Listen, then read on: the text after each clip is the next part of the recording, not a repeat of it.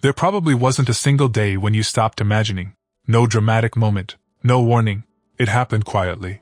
One dream was called unrealistic. One idea was laughed at. One failure taught you to be careful. One comparison made you feel behind. And eventually you learned something dangerous. It felt safer to want less. So you stopped asking what your life could become and started asking what your life could realistically tolerate. Your imagination didn't disappear. You simply stopped giving it permission to speak. And the tragedy is that you may not even remember when it happened. Think back to the dreams you had before you understood all the reasons they could fail.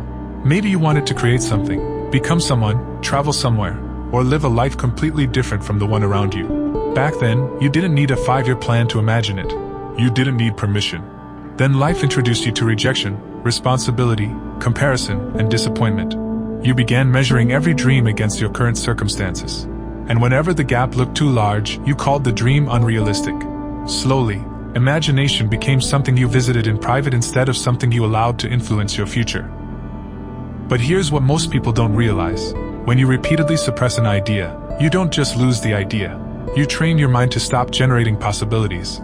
Your brain learns from repetition. If every ambitious thought is immediately answered with, "That won't work," eventually the thought stops arriving.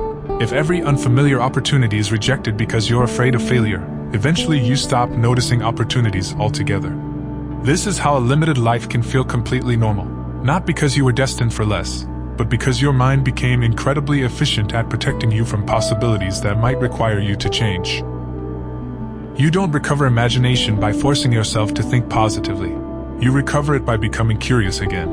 Read something outside your usual world. Learn a skill you've always considered beyond you. Visit somewhere unfamiliar. Talk to someone living a life you never thought possible. Ask questions without immediately demanding practical answers. Give an idea enough time to exist before judging it. You are not trying to believe every fantasy. You're rebuilding your ability to explore possibility. And once that ability returns, something changes. Your future stops looking like a fixed road and starts looking like a landscape with paths you haven't discovered yet. Maybe the question isn't, "What happened to my dreams?" Maybe the better question is, "What made me afraid to dream again?"